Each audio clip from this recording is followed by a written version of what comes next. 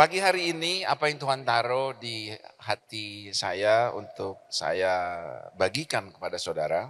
By the way, saya datang sama istri saya, Grace, dia duduk di sana.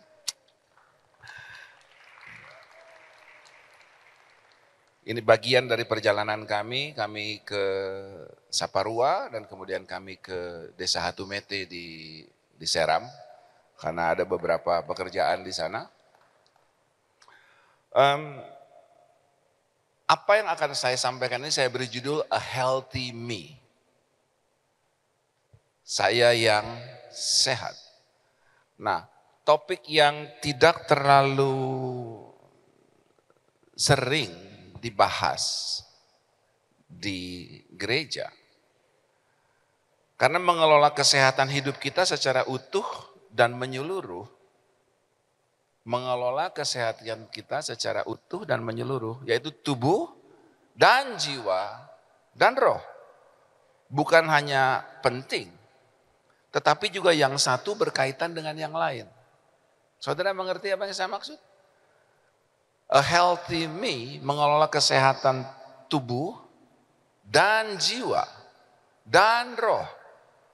Bukan hanya semuanya sama penting, tetapi juga saling berkaitan satu dengan yang lain. Kalau kita berkata, datanglah kerajaanmu, jadilah kehendakmu di bumi seperti di dalam surga. Kita bukan cuma mau sehat di surga, bukan? Kita mau sehat juga di bumi. Supaya kita jangan jadi orang yang tahu jalan ke surga, tapi gagal paham cara hidup di dunia. Saudara mengerti apa yang saya maksudkan? Jadi pagi hari ini izinkan saya menyampaikan topik yang berhubungan dengan kesehatan kita, physically, secara tubuh. Karena Yesus dalam pelayanannya selain membuat mujizat air jadi anggur, mengusir roh jahat, mengampuni orang berdosa, mengajar, memberitakan kabar baik, Injil. Ia pun menyembuhkan. Ia membuat orang buta melihat, orang lumpuh berjalan, orang kusta jadi tahir, orang tuli mendengar, orang mati dibangkitkan. Menunjukkan perhatian dan kepeduliannya terhadap kesehatan fisik kita juga. Waktu murid Yohanes Pembaptis datang dan tanya, engkaukah dia orangnya? Atau haruskah kami menunggu untuk yang lain? Dia bilang apa sama murid-muridnya Yohanes Pembaptis? Katakan. Dia nggak bilang katakan. Orang bertobat. Enggak. Dia bilang apa? Orang buta lihat. Orang lumpuh jalan. Lalu orang kusta jadi tahir. Menunjukkan yang dia sampaikan adalah segala sesuatu yang berhubungan dengan fisik seseorang. Jadi kesehatan fisik seseorang juga mendapatkan kepedulian dan perhatian dari Yesus. Lukas 4 ayat 17 sampai 21. Waktu itu Yesus kepadanya diberikan kitab suci Nabi Yesaya dan setelah dibukanya ia menemukan nas di mana ada tertulis, Roh Tuhan ada padaku katanya. Oleh sebab ia telah mengurapi aku untuk menyampaikan kabar baik kepada orang miskin dan ia mengutus aku untuk memberitakan pembebasan kepada orang tawanan, penglihatan bagi orang buta, sebuah kesembuhan. Untuk membebaskan orang-orang yang tertindas, untuk memberitakan tahun rahmat Tuhan telah datang. Kemudian ia menutup kitab itu, memberikannya kembali kepada pejabat, lalu duduk dan mata semua orang dalam rumah ibadat itu tertuju kepadanya. Lalu ia mulai mengajar mereka katanya, pada hari ini genaplah nas ini sewaktu kamu mendengarnya. Jadi Yesus datang bukan hanya untuk memberitakan kabar baik. Dia datang bukan hanya untuk membebaskan tawanan. Dia datang untuk membebaskan yang terbelenggu. Tapi dia juga datang untuk orang buta melihat. Yang sebelumnya physically tertawan bisa dibebaskan. Nah saya akan mulai lebih lanjut dengan 1 Korintus 6 ayat 19 sampai 20. Ini akan menjadi landasan untuk saya taruh dulu untuk saudara mendapatkan framework dari apa yang akan saya katakan. Dikatakan bahwa atau tidak tahukah kamu bahwa tubuhmu adalah bait Roh Kudus Tubuh kita ini adalah bait Roh Kudus yang diam di dalam kamu. Roh Kudus yang kamu peroleh dari Allah, dan bahwa kamu bukan milik kamu sendiri. Katakan, bukan milik sendiri. Jadi kita ini kayak orang indekos, bahwa kamu ini bukan milik sendiri. Sebab kamu telah dibeli dan harganya telah lunas dibayar. Karena itu muliakanlah Allah dengan tubuhmu. Jadi sesungguhnya kita yang diciptakan serupa dan segambar dengan Allah, roh dan jiwa kita bertanggung jawab atas tubuh ini. Halo? Kita diciptakan serupa dan segambar dengan Tuhan. Roh dan jiwa kita bertanggung jawab atas tubuh ini. Coba saudara pegang tubuhmu. Roh dan jiwamu bertanggung jawab atas tubuh ini. Sebab ini sudah lunas dibayar. Dan tubuhmu bukan milik kamu sendiri. Harganya sudah lunas dibayar dikatakan. Jadi kita bertanggung jawab terhadap tubuh jasmani kita. Sebuah subjek yang tidak terlalu sering dibicarakan di dalam gereja. Mengenai tubuh jasmani. Jadi sesungguhnya dengan kata lain, manusia jasmani kita ini bukan milik kita. Kita hanya mengelolanya saja sampai manusia rohani kita dipanggil pulang oleh Tuhan Sang Pencipta. Nah, apa yang kita lakukan dengan tubuh jasmani kita selama kita masih punya nafas di dalam diri kita? Karena we own nothing in life, kita tidak punya apa-apa di dalam hidup ini, tetapi kita adalah pengelola dari segala sesuatu yang dipercayakan kepada kita. Jadi saudara, tubuh ini bukan milik kita, sudah dibayar lunas. Jadi saudara perlu kelola tubuh ini dengan baik. Ini bukan milikmu, apa yang sudah kita lakukan untuk mengelolanya dengan baik, sehingga kita dikenal sebagai pengelola yang baik atas tubuh jasmani kita. Saya sederhanakan gini, ada 3 tipe secara simple yang ada di antara kita. Yang pertama, buat kita yang punya precondition di dalam kehidupan. Memang punya keterbatasan fisik sejak semula. Saya perlu garis bawahi, memang kadang ada hal yang di luar kendalinya kita, saudara. Hal yang terjadi bukan karena yang kita lakukan, ini adalah sesuatu hal yang given, yang memang ada bawaan bersama dengan kita. Tapi tetap, God is in control. Tuhan tetap pegang kendali. Tidak ada perkara yang dapat mengagetkan Tuhan. Dia sanggup melihat akhir dari awal dan awal dari akhir. Saudara, mengerti apa yang saya maksudkan? Roma 8 ayat 28, kita tahu sekarang bahwa Allah turut bekerja sama dalam segala sesuatu. Katakan segala sesuatu. Jadi Allah turut bekerja sama dalam segala sesuatu. Termasuk keterbatasan saudara secara fisik.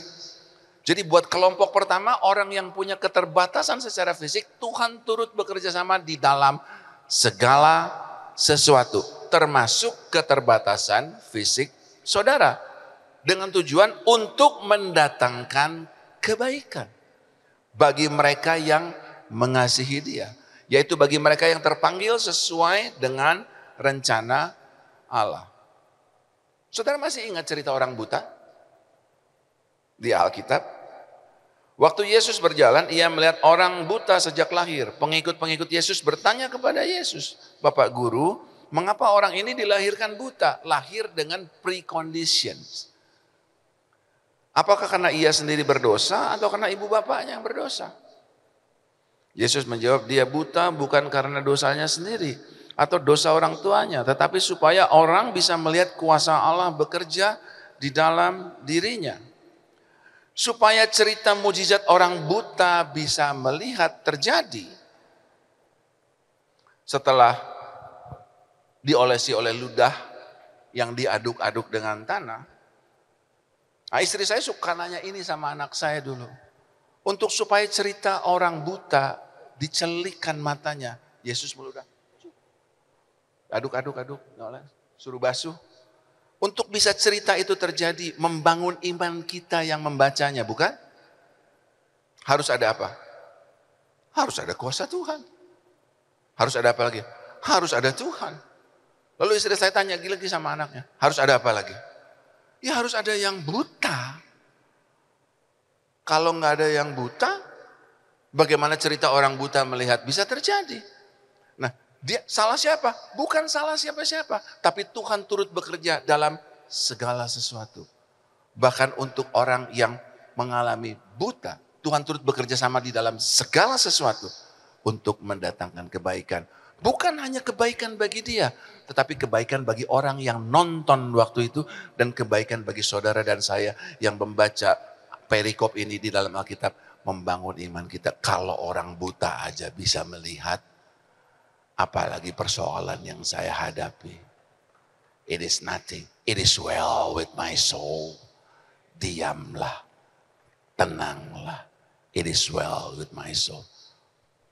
Itu buat kita yang punya precondition in life. Ada kelompok kedua yang nggak punya precondition. Untuk kita yang sudah dalam keadaan baik. For us who are in good shape. Untuk kita yang telah memiliki kebiasaan yang baik dan didapati dalam keadaan baik. Amsal 4 ayat 20 sampai 22 mengatakan bahwa, hai anakku, perhatikanlah perkataanku. Arahkanlah telingamu kepada ucapanku. Janganlah semuanya itu menjauh dari matamu. Simpanlah di lubuk hatimu. Karena itulah yang menjadi kehidupan bagi mereka yang mendapatkannya dan kesembuhan bagi seluruh tubuh mereka. Jadi kalau saudara ingin didapati di dalam keadaan baik, kalau tubuhmu didapati dalam keadaan kesembuhan, dalam keadaan sehat, firman Tuhan katakan, Salomo bilang, perhatikanlah perkataanku, arahkanlah telingamu kepada ucapanku, janganlah semuanya itu menjauh dari matamu, simpanlah itu di lubuk hatimu. Kita bukan cuma jadi orang yang tahu cara ke surga, tapi kita tahu cara untuk hidup di dunia. Dan ini mendatangkan kesembuhan bagi tubuh kita. Mencegah lebih baik dan akan lebih mudah dan lebih murah daripada mengobati. Kita semua tahu itu. Nah, saat kita hidup bijak, mujizat seolah-olah terjadi sehari lepas sehari. Di waktu saya masih bekerja dulu, karena kelalaian saya menjaga tubuh saya dengan baik. Dalam 1 minggu minimum 5 hari saya minum paracetamol. Minimum 5 kali. Mereknya bisa apa saja. Sampai semua orang di kantor, sampai semua staf yang ada di bawahnya saya, termasuk supir saya, siapkan obat sakit kepala selalu. Di laci mobil, di laci kerja. Saya tanya, kenapa kalian semua punya ini semua sih? Kalian suka sakit kepala juga? Bukan Pak, Bapak hari-hari minta Panadol. Dikatakan seperti itu. Jadi di situ saya bilang, wow. Kemudian Tuhan ingatkan saya, rubah pola hidupmu. Karena mencegah lebih mudah dan lebih murah daripada mengobati. Nah, kalau kita mulai hidup seolah-olah mujizat terjadi sehari lepas sehari. Sekarang saya jarang minum obat sakit kepala. Dalam perjalanan menjadi sedikit lebih baik. 3 Yohanes 1 ayat yang kedua. Saudara-saudara yang saya kasihi, saya berdoa kiranya kamu berhasil dalam segala hal dan selalu sehat. Sama seperti kehidupan rohanimu yang juga sehat. Nah, di dalam terjemahan bahasa Inggrisnya dikatakan, beloved, in regards to all things I pray that you prosper and be in health. Prosper, makmur, dan didapati sehat. Even as your soul prosper. Jadi bukan cuman jiwamu yang prosper, bukan cuman kamu prosper, tapi kesehatanmu juga baik dikatakan. Makmur itu bukan hanya persoalan punya banyak, saudara. Makmur itu bukan persoalan hanya punya banyak, tetapi makmur adalah punya, memiliki, mendapatkan, dan bisa menikmati apa yang didapatkan. Apa gunanya saudara dapatkan semua lalu saudara kehilangan kesehatan? Apakah saudara bisa menikmati apa yang saudara dapatkan? Cukup sering saya lihat orang yang berusaha sedemikian rupa, dia banting tulang untuk dapatkan sesuatu, dia abaikan kesehatan.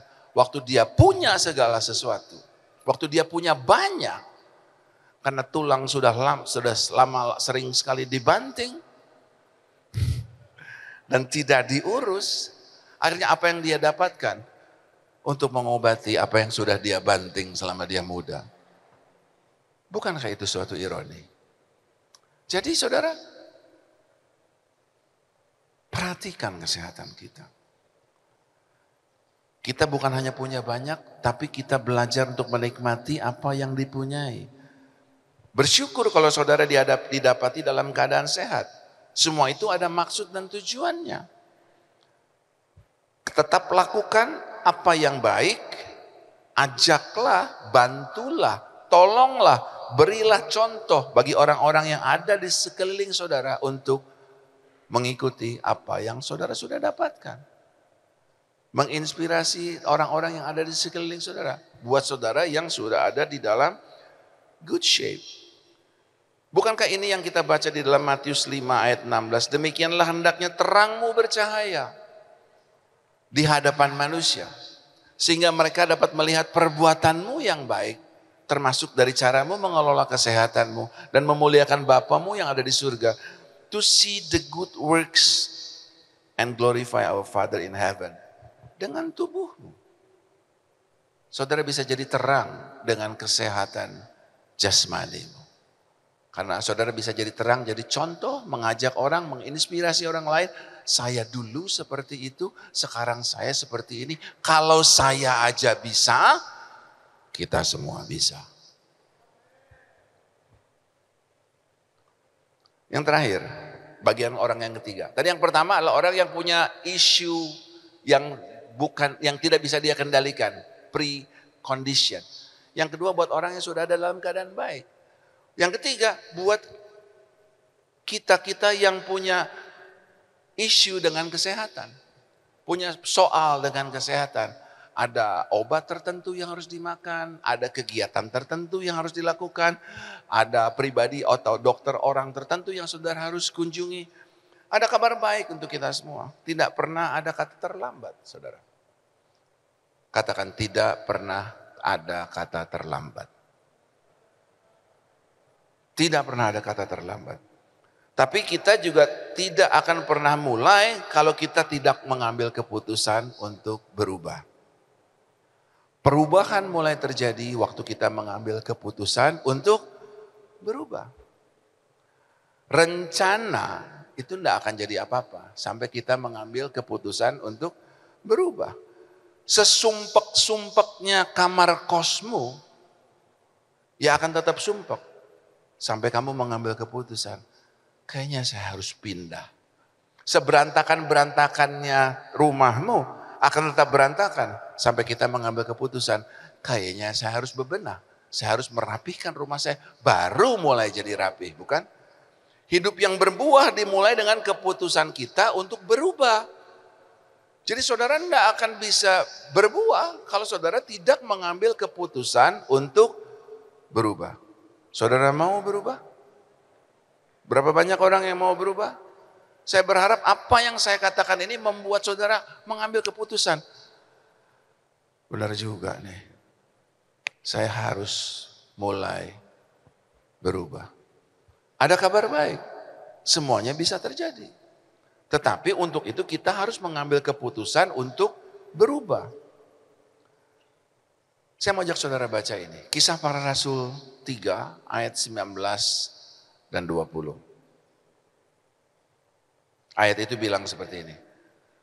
Karena itu sadarlah dan bertobatlah supaya dosamu dihapuskan. Agar Tuhan mendatangkan waktu apa? Kelegaan. Dan mengutus Yesus yang dari semula diuntukkan bagimu sebagai Kristus. Jadi jangan kita jadi orang yang sadar saja. Tiap hari naik timbangan dan saudara sadar berapa angkanya. Itu sadar bukan? Saudara setiap pagi naik timbangan, lalu lihat angkanya, saudara sadar. Saudara pergi ke lab, ambil darah, keluar hasilnya 200 sekian. Saya nggak usah sebut belakangnya, saudara udah tahu itu apa. 100 sekian, saudara sadar. Diukur di sini, angkanya keluar, saudara sadar. Sadar tidak merubah keadaan kita. Halo, apakah ini terlalu sulit untuk minggu pagi? Firman Tuhan bilang karena itu sadarlah dan bertobatlah. Bertobat itu apa sih? Bertobat itu berubah pola pikirnya. Ubah pola pikirmu. Baru akan datang kelegaan. Hanya karena saudara nimbang tiap hari, saudara sadar, tidak akan datang kelegaan. Tapi kalau saudara bertobat, berubah pola pikirnya, barulah akan datang kelegaan. Jadi jangan hanya menjadi orang yang hanya sadar tentang apa yang salah selama ini. Tapi kita bertobat, diperbaharui pola pikirnya supaya kita mendapatkan kelegaan. Kelegaan itu apa sih? Kelegaan itu adalah anafsuksis, yaitu anafsuksis. Jadi cooling, refreshing, revival, a recovery of breath. Ya, akhirnya. Jadi kalau saudara mau ketemu dengan kelegaan ini, saudara bukan cuma sadar apa yang salah, tapi saudara berubah pola pikirnya. Saudara bertobat dari cara hidupnya kita. Nah, bagaimana kita memulainya? Sadar, bertobat. Dan kalau kita tidak didapati dalam keadaan baik, kita mau mulai berubah. Mulai dengan mengejar hadirat Tuhan dan menjamah Dia. Karena firman Tuhan katakan di dalam Markus 6 ayat 53, setibanya di seberang, Yesus dan murid-muridnya mendarat di Genesaret dan berlabuh di situ. Ketika mereka keluar dari perahu, orang-orang segera mengenal Yesus. Maka berlari-larilah mereka ke seluruh daerah itu dan mulai mengusung orang-orang sakit di atas tilamnya kepada Yesus di mana saja kabarnya ia berada. Kemanapun ia pergi, ke desa-desa, ke kota-kota, ke kampung-kampung, orang meletakkan orang sakit di pasar dan mohon kepadanya supaya mereka diperkenakan, hanya menjamah jubahnya. Dan semua orang yang menjamah dia menjadi sembuh. Kalau saudara punya persoalan dengan fisik saudara, kesehatan saudara, mulai mencari hadiratnya dan menjamah dia. Berobat adalah tindakan iman kepada Tuhan. Karena bukankah Tuhan yang kasih ilmu pengetahuan? Ada yang perlu didoakan, ada yang perlu ditumpang. Saya percaya dengan mujizat saudara. Ada yang perlu ditumpangi tangan, tetapi ada yang simply just ya berobat aja. Sebab berobat pun merupakan tindakan iman kepada Tuhan. 1 Petrus 2 ayat 24. Ia sendiri telah memikul dosa kita di dalam tubuhnya di kayu salib, supaya kita yang telah mati terhadap dosa hidup untuk kebenaran. Oleh bilur-bilurnya kamu telah sembuh. Tapi kita perlu lakukan tindakan. Kita perlu berubah pola pikir kita. Hanya sadar saja kita nggak akan ketemu dengan waktu kelegaan. Kita perlu sadar dan bertobat. Apa ini menolong saudara pagi hari ini? Jadi buat kita yang punya precondition, buat kita yang memang sudah dalam keadaan baik, buat kita yang punya persoalan dengan kesehatan kita, ada kabar baik. Semuanya ada jalan keluarnya. Nah, beberapa poin pemikiran yang dapat menolong kita dalam mengelola kesehatan. Saya akan berikan kepada saudara. Yang pertama, cara hidup. Cara hidup atau lifestyle. Kita sudah belajar berulang-ulang bahwa kita akan kehilangan apa yang kita tidak bisa kelola dengan baik, kita akan kehilangan apa yang tidak bisa kelola dengan baik, termasuk kesehatan kita. Sesehat apapun tubuh kita sekarang, kalau tidak kita kelola kesehatan tubuh saudara dengan baik, saudara akan kehilangan kesehatan saudara, bukan? Saudara boleh jadi orang yang paling sehat sekarang. Kalau saudara makan sembarang, tidak pernah bergerak, lebih besar masuk daripada keluar, very soon saudara akan kehilangan kesehatan saudara. Nah, kesehatan itu seringkali seperti gini, seperti saklar lampu. Kalau kita punya kesehatan, kesehatan itu kayak saklar lampu. Saudara masuk dalam ruangan, saudara nyalain, klik, lampu terang. Kayaknya enggak terlalu terasa. Sampai apa? Sampai suatu hari kita masuk ke ruangan, kita ceklekkan saklar lampu, lampunya enggak nyala. Baru kita bilang klik, klik, klik, klik, klik, klik, klik. Kok gak nyala? Nah, kesehatan seringkali seperti itu. Dia ada, karena diklik dia nyala. Kita nggak menyadarinya sampai apa yang kita harapkan terjadi tidak terjadi lagi. Saya biasa bisa kok naik tangga. Itu kayak saklar lampu. Baru berasa waktu kita klik, udah nggak bisa lagi sekarang.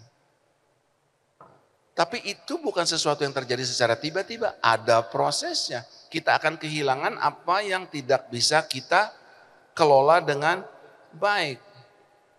Karena itu perhatikanlah dengan seksama bagaimana kamu hidup. Paulus mengatakan dalam Efesus 5 ayat 15. Janganlah seperti orang bebal tetapi seperti orang arif. Bila kita tidak dapat mengendalikan kesehatan di dalam hidup kita. Saya ulangin baik-baik.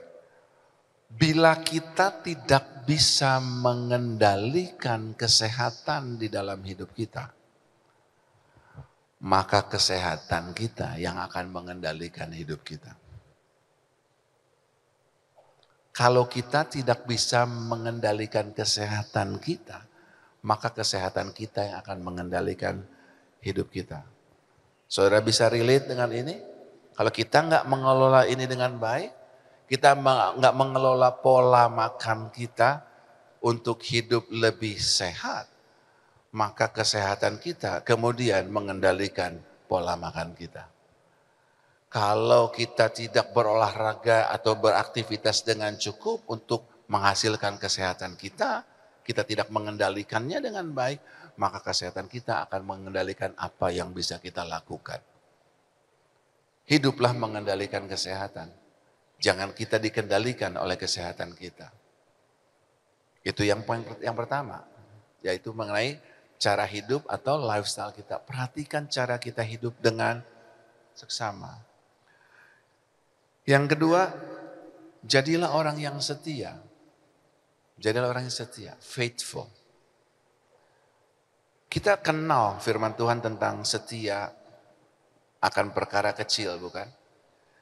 Dikatakan dalam Lukas 16 ayat 10, barang siapa setia dalam perkara kecil, ia setia juga dalam perkara-perkara besar. Barang siapa tidak benar dalam perkara kecil, ia tidak benar juga dalam perkara-perkara besar. Ini bukan teorinya saya, ini firman Tuhan yang tertulis, saudara. Diri sendiri adalah hal terkecil yang bisa kita kelola dengan setia. Halo?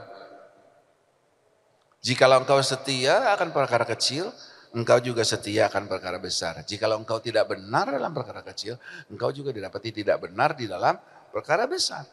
Bukankah diri sendiri merupakan hal yang terkecil yang harus kita kelola dengan baik? Dan adakah kita didapati setia dengan perkara kecil ini? Yang dinamai mengelola kesehatan pribadi. Apakah kita setia mengelola kesehatan pribadi kita dengan baik? Dan kita dikenal sebagai orang yang benar dalam menjaga kesehatan kita.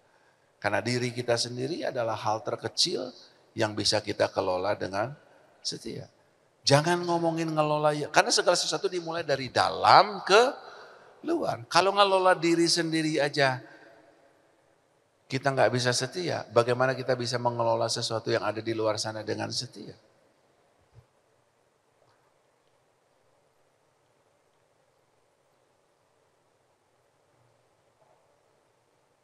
Dan bukankah tadi dikatakan bahwa, dan ketahuilah bahwa tubuhmu itu bukanlah milikmu sendiri, bukan? Sudah lunas dibayar dikatakan, karena itu muliakan Allah dengan tubuhmu. Sebab tubuhmu bukan milikmu sendiri. Nah dengan pengertian ini saudara baca ayat ini. Lukas 16 ayat 12. Baca ini dengan konteks bahwa tubuhmu bukan milik kamu sendiri, harganya sudah lunas dibayar. Nah, kita baca ayat ini. Dan kalau mengenai barang yang tidak dimiliki dan mengenai barang yang dimiliki orang lain kalian terbukti tidak bisa dipercaya, siapa mau memberikan kepadamu apa yang akan menjadi milikmu? Tubuhmu bukan milikmu sendiri, harganya sudah lunas dibayar. Dan kalau kita tidak bisa dipercaya atas apa yang bukan milik kita sendiri, siapakah yang akan memberikan kepadamu milikmu yang berharga yang ada di surga nanti? Bagaimana saudara bisa mengatakan terjadilah di bumi seperti di dalam surga? Karena di surga nanti waktu Tuhan bangkitkan semua orang, kita akan dimainkan di dalam kemuliaannya Tuhan. Tapi selama kita ada di sini, kita mengelola apa yang bukan milik kita. Adakah kita didapati setia mengelola apa yang bukan milik kita lagi? Sebab harganya sudah lunas dibayar.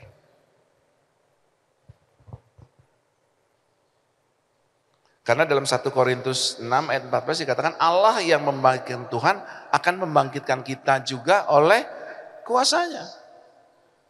Nah, bagaimana kita berharap itu kalau kita tidak mengelola apa yang bukan milik kita, tidak dengan setia. Nah, pengelola yang setia haruslah memiliki pengendalian diri yang baik. Kalau saudara mau didapati sebagai seorang pengelola atas tubuhmu, atas kesehatanmu, saudara harus memiliki pengendalian diri yang baik. Tanpa pengendalian diri, kesetiaan hanya cerita isapan jempol. Bagaimana seseorang bisa dibilang setia kalau dia nggak punya pengendalian diri? Saudara setuju dengan ini? Bagaimana seseorang bisa didapati setia kalau dia nggak bisa mengendalikan dirinya? Kemampuan kita mengendalikan diri dan mengelola diri sendiri ini jadi modal dasar yang menentukan kemampuan atau kesanggupan kita mengelola hidup kita. Kemampuan kita mengendalikan diri menentukan tingkat kesanggupan kita. Nah, kalau kita mampu mengendalikan diri, maka kita sanggup mengendalikan kehidupan kita. Nah, kalau kita sanggup mengendalikan hidup kita, berarti kita adalah orang yang punya kesanggupan, saudara. Saudara mengerti apa yang saya maksud? Kalau saudara mau setia, saudara harus mengendalikan diri. Nah, kalau saudara bisa mengendalikan diri, saudara orang yang sanggup mengendalikan dirimu. Kamu punya kesanggupan untuk mengendalikan dirimu. Saya ulangin. Supaya kamu didapati setia akan milik orang lain, sebab tubuhmu ini bukan punya kamu sendiri. Harganya udah lunas dibayar. Untuk kamu setia mengelola milik orang lain, kamu harus bisa mengendalikan diri. Nah, kemampuan kamu mengendalikan diri itu namanya kesanggupanmu. Kita sanggup mengendalikan diri sendiri yang merupakan dasar dari kesetiaan kita. Mengelola apa yang bukan milik kita. Oke? Nah, dengan pengertian ini, saudara baca ini berikutnya. Matius 25, saudara akan baca ayat ini dengan berbeda sekarang. Matius ayat 25 ayat 15. Yang seorang diberikan 5 talenta, yang seorang lagi 2, seorang lagi 1. Masing-masing menurut kesanggupannya. Lalu ia berangkat. Oh, dia bisa naik gunung. Beta sih seng sanggup. Oh, dia bisa lari 10 kilometer. Dia bisa half marathon. Oh, dia bisa maraton. Beta 100 meter saja tersengal-sengal. Masing-masing menurut kesanggupannya. Kesanggupan apa? Kesanggupan mengendalikan dirinya. Yang merupakan modal dasar untuk hidup setia. Setia atas apa yang jadi bukan milik kita, sebab harganya sudah lunas dibayar. Saya berharap pagi hari ini saudara tangkap ini dengan betul. Kalau saudara mau didapati setia, saudara harus bisa mengendalikan diri. Kemampuan saudara mengendalikan diri, itulah kesanggupanmu. Dan masing-masing diberi talenta sesuai dengan kesanggupannya. Jadi kalau saudara secara fisik, saudara ingin dipercayakan lebih, ingin bisa ini, ingin bisa itu, ingin bisa ini, selain berdoa dan minta sama Tuhan, ada bagian saudara, namanya menaikkan kesanggupan kita. Caranya mengendalikan diri kita. Make sense buat saudara? Kalau kita bisa mengendalikan diri kita, kita orang yang sanggup. Semakin kita bisa mengendalikan diri, semakin kita sanggup. Semakin kita sanggup, semakin kita akan dipercaya lebih banyak lagi. Berapa banyak dari saudara yang mau dikenal sebagai orang yang sanggup? Supaya bisa dipercaya banyak. Jadilah orang bisa mengendalikan dirimu. Kesanggupan menentukan seberapa besar kita bisa dipercayakan. Kemampuan kita mengendalikan diri membuat kita yang jadi setia, yang pada akhirnya akan memampukan kita untuk dipercaya lebih besar lagi. Waktu saya mulai berubah pola hidup saya, bukan perkara mudah saudara. Sekarang setiap pagi harus bangun lebih pagi, saya harus jalan pagi. Kenapa? Ya saya harus mengendalikan diri saya, melawan rasa malas saya di pagi hari. Ada makanan-makanan yang harus bukan saya hindari, tapi saya kurangi. Ada jam-jam makan yang harus saya hindari. Makan tengah malam, makan di malam hari yang harus saya hindari. Saya harus belajar mengendalikan diri saya. Waktu saya mengendalikan diri saya orang yang punya kesanggupan lebih. Dan masing-masing dipercayakan menurut kesanggupannya. Jadi poin yang pertama tadi, cara hidup. Poin yang kedua, jadi orang yang setia. Poin yang ketiga, muliakanlah Tuhan dengan tubuhmu. Ayat yang sudah kita baca tadi. Sebab tubuhmu ini bukan milik kamu sendiri, sudah lunas dibayar, karena itu muliakanlah Tuhan dengan tubuhmu. Nah, bagaimana kita memuliakan Tuhan dengan tubuh kita? Yohanes 15 ayat ke-8, dalam hal inilah Bapakku dipermuliakan, yaitu jika kamu berbuah banyak. Dan dengan demikian kamu adalah muridku. Jadi kalau kita mau memuliakan Tuhan dengan tubuh kita, hidup kita ini harus berbuah banyak. Kalau kita ingin hidup memuliakan Tuhan, firman Tuhan katakan, dalam hal ini Bapakku dipermuliakan, yaitu jika kamu berbuah banyak. Nah, bagaimana caranya saudara bisa berbuah banyak? Memang tanpa terhubung ke pokok, ranting tidak bisa berbuah. Kita tahu ayat itu. Karena itu roh kita perlu terhubung senantiasa kepada Roh Kudus. Tetapi saat kita berbuah banyak, saya pakai contoh aja. Jadi gini, waktu kita berbuah banyak, Tuhan dipermuliakan. Nah kalau saudara mau berbuah banyak, ranting harus nempel di pokoknya, bukan? Kita harus terhubung dengan Roh Kudus supaya kehidupan kita berbuah banyak. Nah pemikiran lebih lanjutnya gini, waktu saudara berbuah banyak, bagaimana ranting yang mau berbuah banyak, berarti ada buah-buah banyak di ranting, kalau rantingnya rapuh, coba pikirkan. Bagaimana ranting yang terhubung kepada pokok yang bisa berbuah banyak, bagaimana dia berbuah banyak kalau ranting itu rapuh. Nah bagaimana kita bisa memuliakan Tuhan dengan dalam kehidupan kita, yaitu di mana kita harus berbuah banyak. Kalau dalam pelayanan saudara bisa melayani ke sana kemari, dalam pekerjaan saudara bisa mengerjakan ini dan itu, sehingga kehidupanmu berbuah banyak. Bagaimana saudara bisa berbuah banyak, bagaimana ranting ini bisa berbuah banyak kalau ranting ini rapuh. Banyak berbuah, patahlah ranting. Halo? Bagaimana ranting ini bisa berbuah banyak? Jadi kita perlu pastikan bahwa ranting ini cukup kokoh untuk menanggung buah-buah yang banyak dan tentu ada beratnya. Sebuah pemikiran sederhana yang saya berharap ini masuk di dalam pemikiran saudara. Jadi untuk memuliakan Tuhan dalam kehidupanmu, memuliakan Tuhan dengan tubuhmu, tubuhmu harus sehat. Supaya bisa, karena memuliakan Tuhan adalah kita berbuah banyak. Bagaimana mau berbuah banyak kalau tubuh kita tidak bisa menanggung, menahan beban buah-buah itu.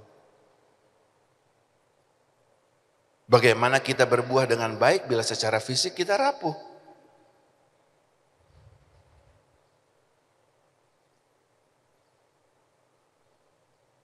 Bukan hanya kita yang harus disuruh jadi muridnya, bukan? Kita suruh, firman Tuhan katakan, karena itu pergilah jadikan semua bangsa muridku dan baptislah mereka di dalam nama Bapa dan Putra dan Roh Kudus. Ajarlah mereka melakukan segala sesuatu dan kuperintahkan kepadamu. Dan ketahuilah aku menyertai kamu senantiasa sampai kepada akhir zaman. Saudara tidak bisa pergi berbuah banyak. Saudara tidak bisa pergi membaptis orang. Saudara tidak bisa pergi melakukan amanat agung. Beritakan kabar baik. Baptislah orang di dalam namaku. Kalau secara fisik kita rapuh. Jadi fisik kita jadi kuat, jadi sehat. Itu adalah persiapan bagian kita untuk supaya kita bisa dipakai memuliakan Tuhan dengan tubuh kita.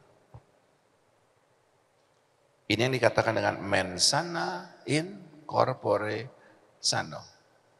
A healthy mind in a healthy body. Rohmu boleh kuat, jiwamu boleh kuat. Tapi kalau secara fisik kita rapuh, kita nggak bisa kemana-mana, saudara. Tubuh dan jiwa dan roh yang bukan sama pentingnya, tapi saling berkaitan satu dengan yang lainnya. Yang satu akan mempengaruhi yang lain. You don't have to be healthy to start a healthy living. Saudara tidak harus sehat untuk mulai hidup sehat. Tapi saudara perlu hidup sehat untuk jadi sehat. Saudara tidak perlu sehat dulu untuk mulai hidup sehat.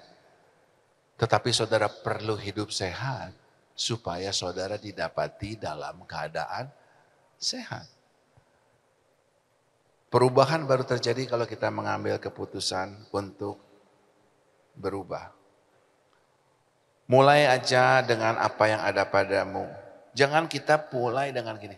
Aduh, jangan mulai dengan apa yang gak ada. Mulai dengan apa yang ada dulu. Aduh, kalau saya punya sepeda statis aja di rumah. Kalau saya punya treadmill di rumah. Kalau saya, jangan mulai dengan apa yang tidak ada. Mulai dengan apa yang ada. Kalau aja saya punya sepatu lari. Saudara tidak bisa jalan dengan sendal jepit kah? Saudara bisa kan jalan kaki dengan sendal jepit? Lama. Nah, waktu saudara mulai, nanti saudara lihat apa yang akan terjadi. Mulai dengan apa yang ada. Kita berulang kali diajar itu. Mulai dengan apa yang ada padamu. Jangan mulai dengan andai kata, kalau saja, seandainya. Kita mungkin belum sampai di level kesehatan yang baik. Tapi kita bisa mulai dengan percaya bahwa Tuhan bisa memulihkan kesehatan saya bila saya mengambil keputusan untuk berubah. Saya challenge saudara pagi hari ini. Berapa banyak saudara mau mengambil keputusan untuk berubah?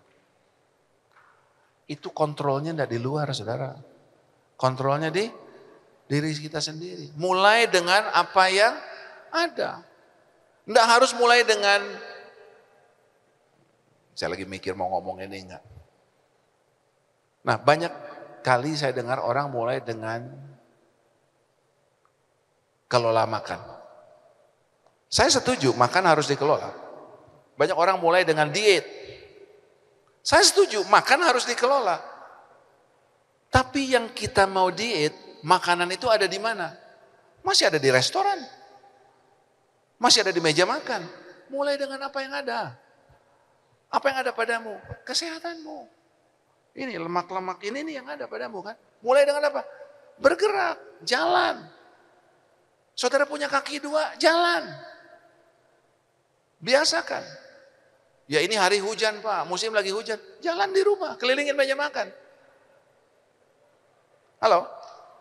Pergi ke meja makan bukan mau makan, pergi ke meja makan, kelilingin meja makan. Saudara perlu bergerak, mulai dengan apa yang ada. Dan lihat Tuhan bawa saudara kemana.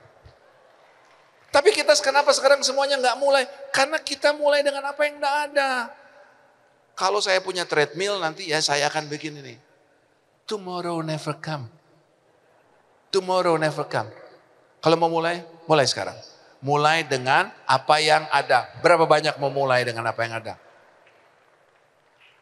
Datang ke gereja lebih awal, 10 menit lebih awal. Jalan keliling-keliling di ruangan ini. Sambil ngobrol, apa kabar, selamat pagi. Saudara bisa dapat 1000-2000 langkah, bukan? Jadi persoalannya bukannya bisa atau enggak. Mau atau enggak. Mau atau enggak. Saudara bisa kalau saudara mau. Nah, saya kasih saudara 3 langkah untuk mulai. Saya hampir selesai. Saya minta pemain musik boleh kembali. 3 langkah awal untuk mulai. Pertama, identify where you are. Saudara perlu tahu saudara ada di mana. Saya tanya sama saudara, ke Surabaya itu ke timur apa ke barat? Karena saudara di Ambon. Orang Jakarta bilang ke timur. Jadi bagaimana kita menentukan arah dan langkah yang harus diambil kalau kita tidak tahu kita ada di mana? Kita perlu tahu dulu, bukan? Coba ada seseorang nanya sama saudara, beta mau ke Halong, ke gereja. Kasih tahu beta lewat mana? Bu ada di mana? Beta di mana? Yang penting. Yang penting beta mau ke gereja. Tolong kasih tahu saya lewat mana. Ya kita nggak bisa kasih tahu. Sebelum kamu kasih tahu dulu sama saya, kamu ada di mana? Saudara mengerti apa yang saya maksud? Jadi 3 langkah untuk mulai. Pertama apa? Identify where you are. Sadari saudara di mana. Nah ini bagian pertama, sadari. 111. Periksa, sadari saudara di mana. Set goalnya, saudara mau ada di mana. Kalau saudara bisa nentukan titik awal dan titik akhir, saudara selalu bisa bikin garis. Saya mulainya dari sini, saya maunya ke sana. Sepelan apapun pergerakan ini, saya sedang bergerak menuju tujuan saya. Mungkin pelan, tapi suatu hari pasti sampai. Lebih baik saya bergerak pelan ke sana daripada saya bergerak cepat ke sana. Karena goalnya di situ. Saudara mengerti apa yang saya maksud? Tentukan saudara ada di mana dan tentukan saudara ini mau kemana. Lalu saudara track progresnya. Setelah 2 minggu ada turun 200 gram. Good. Ada progres. 2 minggu kemudian, sekarang 400 gram lagi turun. 600. 2 minggu lagi jalan. Setia dengan proses. Turun 1 kilo. Berapa lama? 2 bulan. Enggak jadi masalah. Suatu hari waktu saudara udah jalan, saudara lihat ke belakang. Beta dulu di sana.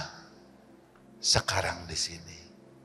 Waktu saya mulai olahraga, mulai push up, saya cuma bisa 3, lalu bisa 5, lalu bisa 10, naik sedikit-sedikit. Tapi saudara mesti punya goal. Saudara mesti tahu saudara mulai dari mana. Dan track progresnya. Sekecil apapun itu, rayakan. Rayakan. Karena apa yang saudara rayakan, saudara akan ulangi. Beta sudah 2 minggu begini. Ada turun? Ada. Berapa? 200 gram. Good. Rayakan. Bukan rayakan dengan makan-makan. Rayakan. Dipuji. Bagus. Mari. Besok beta temani. Biasa jalan 1 kilo, sekarang 2 kilo. 2 kilo, sekarang 3 kilo. 3 kilo, sekarang 4 kilo. Lama-lama saudara akan bisa jalan dengan lebih banyak. To be healed is God given. Tapi healthy living is self-driven. Disembuhkan, itu Tuhan. Oleh bilur-bilurnya saudara disembuhkan. Tapi hidup sehat, itu inisiasi dari saudara sendiri. Jadi kalau saudara mau hidup sehat, mulai dengan dirimu sendiri. Bagaimana caranya untuk track progress, untuk bisa dari saudara tahu saudara di mana, saudara mau pergi kemana, saudara perlu track progress. Bagaimana caranya saudara track progress? Saya kasih saudara 3 tips ini. Build a good routine. Build a good routine. Dan ulangi. Lalu set your own restriction. Nggak usah tunggu dilarang orang. Bikin restriction sendiri. Contoh, saya sama istri saya mengambil restriksi. Kalau malam, kami nggak makan karbo.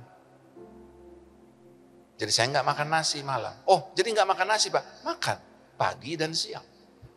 Pagi bisa makan roti, makan singkong, siang makan nasi. Malam saya nggak makan karbo. Kita set our own restriction. Build a good habit. Dan intentional and periodical rest. Secara teratur saudara perlu istirahat. Istirahat bukan karena saudara lelah. Istirahat karena saudara perlu mempersiapkan untuk hari berikutnya. Sebab dunia diciptakan mulai dari petang. Petang, jadilah siang. Jadi Tuhan mulai dengan istirahat. Intentional and periodical rest. Yesus pun beristirahat. Markus 6 ayat 31. Banyak sekali orang yang datang dan pergi sehingga untuk makan pun Yesus dan pengikutnya tidak sempat. Sebab itu Yesus berkata kepada pengikutnya, mari kita pergi ke tempat yang sunyi, di mana kita bisa sendirian dan kalian dapat beristirahat. Beristirahat adalah bagian dari kalian memelihara kesehatan jasmani kalian. Belum ada yang sakit muridnya Yesus. Tapi tetap Yesus bikin pit stop, bikin istirahat. No sign of problem is not a sign of no problem. Tidak adanya tanda masalah bukan pertanda tidak ada masalah. Atau yang lebih gampang dalam konteks kita gini, tidak ada larangan parkir bukan berarti di situ tempat parkir. Halo. Hanya karena tidak ada larangan parkir, bukan berarti itu tempat parkir. Cuman nggak ada larangan parkir aja, tapi itu bukan tempat parkir. Tapi kalau ada tanda P, itulah tempat parkir. Nah kita perlu cari tanda positif dengan kesehatan kita. Tren yang membaik dengan kesehatan kita. Exercise regularly, check up periodically. Baru saudara bisa bilang, saudara ada di track yang baik. Hanya karena tidak dilarang, bukan berarti semua harus dimakan. Ouch. Hanya karena tidak dilarang, bukan berarti semua itu harus dimakan atau dikerjakan. Memang semua boleh, tapi tidak semua berguna. Saya berharap saudara pulang dari tempat ini dengan sebuah pengertian yang baru. B2, B3, B4, B5, boleh. B4 itu benar-benar babi banget. Boleh. Memang semua boleh. Tapi belum tentu semuanya berguna. Kata kuncinya apa? Kendalikan. Kalau kita bisa mengendalikan, bukan berarti nggak boleh. Bukan dilarang, kendalikan. Berarti saudara orang yang punya kesanggupan. Ayat saya yang terakhir, 1 Korintus 10 ayat 23. Segala sesuatu diperbolehkan, benar. Tetapi bukan segala sesuatu berguna. Segala sesuatu diperbolehkan, benar. Tetapi bukan segala sesuatu itu membangun. Jadilah orang itu. Nah saya berharap apa yang saya sampaikan pagi hari ini membangun pemikiran saudara mengenai pentingnya menjaga kesehatan tubuh saudara. Tubuh dan jiwa dan roh. Tiga-tiganya sama penting. Dan satu dengan yang lain saling berkaitan. Supaya Tuhan bisa pakai saudara. Supaya saudara bisa mengalami di bumi seperti di dalam surga. Dan kita bisa bertemu di sisi lain dari kesehatan kita semua. Suatu hari saya berharap kita semua didapati dalam keadaan yang lebih baik, lebih sehat, lebih fit, kita bisa mengerjakan hal yang lebih baik lagi, dan kita bisa memuliakan Tuhan. Dan waktu kita memuliakan Tuhan, kita berbuah, ranting kehidupan kita ini sanggup untuk menahan buahnya, karena secara fisik kita tidak rapuh lagi. Saya berharap ini memberkati saudara. Tundukkan kepala saudara. Kami dengar apa yang Tuhan sampaikan. Kami berterima kasih untuk apa yang kami fahami pagi hari ini. Bukan hanya roh dan jiwa kami yang Tuhan ingini, tapi Tuhan percayakan tubuh kami yang bukan milik kami sendiri. Karena itu biar kami didapati sebagai pengelola yang setia atas tubuh kami yang bukan milik kami sendiri, yang harganya sudah lunas dibayar.